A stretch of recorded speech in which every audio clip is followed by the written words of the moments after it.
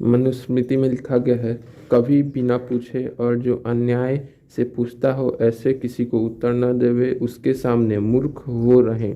हाँ, जो निष्कपट हो और जिज्ञासु हो उसके बिना पूछे ही उपदेश करे। गुरु अथवा विद्वान को चाहिए कि बिना पूछे और भक्ति श्रद्धा विनम्रता से हीन होकर पूछने वाले को कभी नहीं बताएं।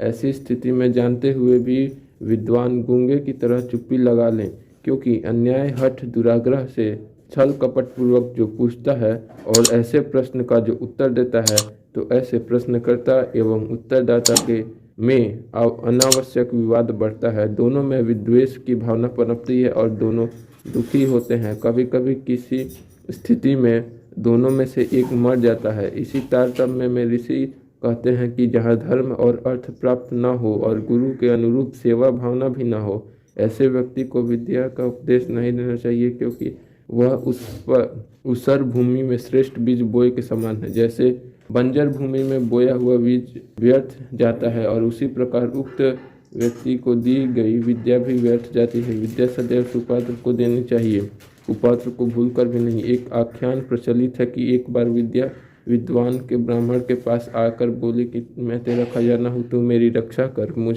मुझे मेरी उपेक्षा, निंदा या ईर्ष्या द्वेष करने वालों को मत प्रदान कर।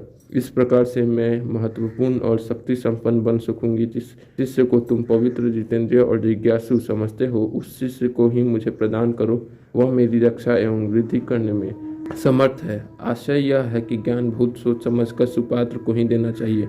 ऋषि यहाँ बहुत महत्वपूर्ण संकेत दे रहे हैं कि बिना पूछे किसी को ज्ञान, विद्या, परामर्श नहीं देना चाहिए।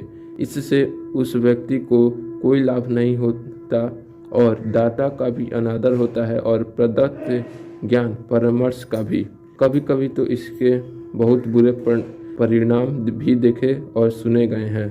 सती को बिना पूछे शंकर जी ने भगवान श्री राम की महिमा बताई तो सती ने उसे उपहास में उड़ा दिया और परिणाम सर्वविदित है कि सती को न केवल परित्याग का दुख सहना पड़ा, अपितु जीवन का भी उत्सर्ग करना पड़ा और शंकर जी को श्री राम के अपमान के कारण अपार वेदना और पत्नी विदोह के दौर से गुजरना पड़ा। अब श्रद्धा, भक्ति और जिज्ञासा के साथ किए गए प्रश्न के भी महत्ता देखिए। दूसरे जन्म में पार्वती जी ने शंकर जी से विनम्रता पूर्वक जब श्री राम के बारे में जानने की जिज्ञासा प्रकट की, तब तो भगवान शंकर के श्रीमुख से श्री रामचरितमानस जैसे महान ग्रंथ का प्राकट्य हुआ।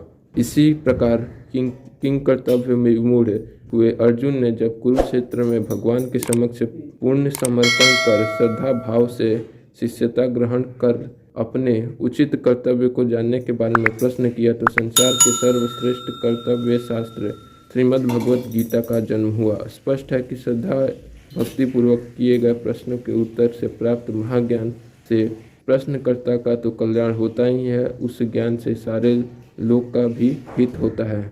मानस और गीता जैसे महाग्रंथ इसी आदर्श प्रश्नोत्तर की प्रक्रिया के फलस्वरूप अभिभूत हुए हैं। उपनिषद भी गुरु शिष्य के बीच हुए दिव्य संवाद के उद्भूत हुए हैं।